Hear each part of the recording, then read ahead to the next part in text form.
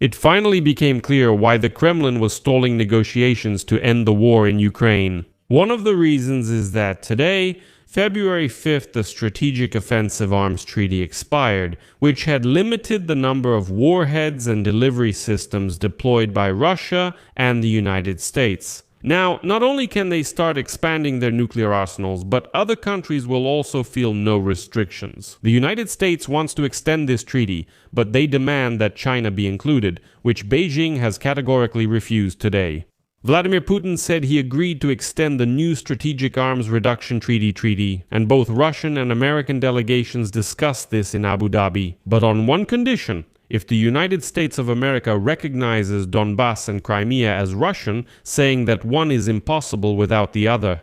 And now the White House is hinting that Trump is ready to have a dialogue with Putin, even if he doesn't agree with him about the war in Ukraine. But sometimes the White House says, you need to turn a blind eye to one problem in order to solve another. So let's discuss the latest news about new Strategic Arms Reduction Treaty and the signals about whether it will be extended and under what conditions. Or are we actually entering a new era of the nuclear arms race? My name is Pechiy. Let's discuss this topic together, but before we start, I ask you to subscribe to the channel, like the video, leave any comment under this episode, and subscribe to my Telegram channel, Pechiy News. The link is in this video's description and at the episode's end. If you find it interesting and useful, I ask you to support the work of this YouTube channel with your donation or subscription using the links and details in the description of this video. Any support you can give is appreciated. So, on February 5, the Strategic Offensive Arms Treaty, which limited the number of warheads and delivery systems deployed in Russia and the United States, expired. This treaty is known as New Strategic Arms Reduction Treaty. Now, without New Strategic Arms Reduction Treaty, which came into force in 2011 and was extended for 5 years, more and more countries around the world will not feel any restrictions regarding nuclear armament. In 2021, Moscow and Washington, for the first time since the Cold War, will be left without a mechanism to regulate their nuclear arsenals. And now, experts consider the main problem to be the loss of transparency, since under the treaty the parties could conduct checks and inspections of each other's nuclear facilities, had to exchange information, and so on. But it should be remembered that the Russian dictator Vladimir Putin already suspended Russia's participation in this treaty back in 2023 and declared that he would not allow a single Western inspector into Russia. Thus, he effectively terminated the new Strategic Arms Reduction Treaty. Putin then asked everyone to trust him, claiming Russia was voluntarily following the new Strategic Arms Reduction Treaty, but still refused to allow inspectors into the country. It's important to remember that lifting the restrictions will boost nuclear capabilities for more than just Russia and the United States.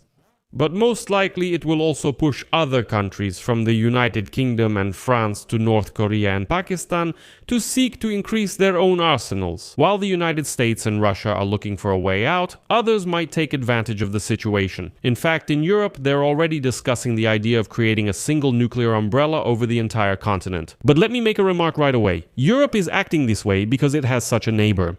And let me remind you that Russia was the first to take steps that led Europe to increase its nuclear potential, because it was Russia that first deployed nuclear weapons in Belarus. But the danger also lies in the fact that without legal restrictions and measures to check each other's arsenals, Russia and the United States will start adding hundreds of warheads to their already deployed forces. Afraid the other side is also doing it.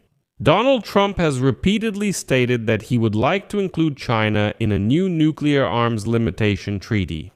At the beginning of the decade, China had about 200 warheads, and by the end of it, according to Pentagon estimates, it could increase that number to 1,000 compared to 3,700 for the United States and 4,309 for Russia.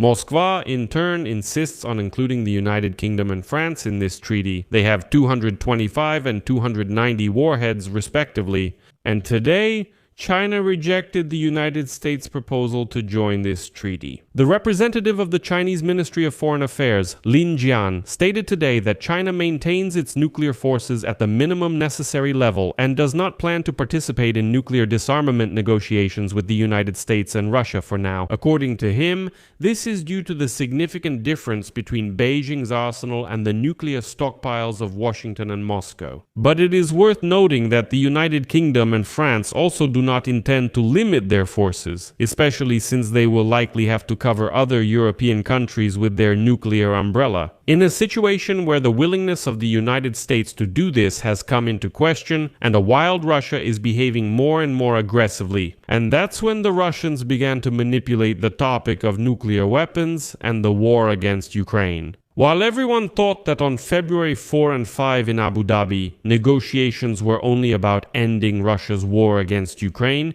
in reality, the Americans and Russians were also holding nuclear talks. And today, Axios reports that the United States and Russia are close to an agreement to continue complying with the expiring New Strategic Arms Reduction Treaty Arms Control Treaty. Negotiations on this topic have been taking place in Abu Dhabi over the past 24 hours. Axios reports that President Trump's envoys, Stephen Witkoff and Jared Kushner, discussed the new Strategic Arms Reduction Treaty with Russian officials during the Ukraine talks in Abu Dhabi. The Americans stated that they had agreed with Russia to act in good faith and to begin discussing ways to modernize the control system in practice. Both sides promised to agree to abide by the terms of the deal for at least 6 months, during which negotiations on a potential new agreement will take place. After that, Kremlin spokesman Dmitry Peskov stated that Russia would supposedly engage in dialogue if it receives a constructive response from the United States to the proposal on complying with the provisions of the Strategic Arms Reduction Treaty after its expiration. Supposedly, Russia has already passed its proposal to Donald Trump, but he has not responded yet. And here an interesting coincidence happened. Both the Russian and American delegations left Abu Dhabi without a new nuclear agreement, Strategic Arms Reduction Treaty 3.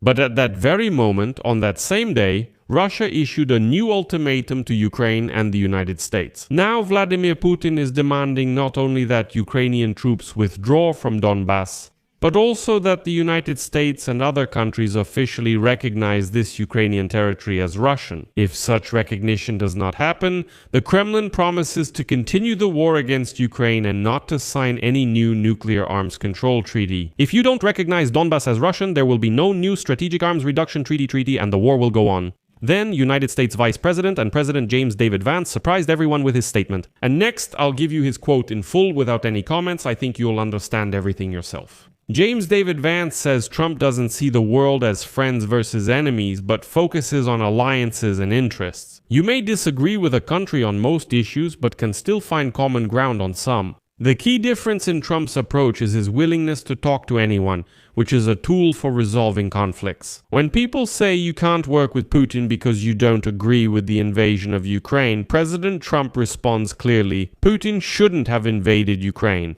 We will work to stop this, but there may also be areas of cooperation. I'll leave it at that.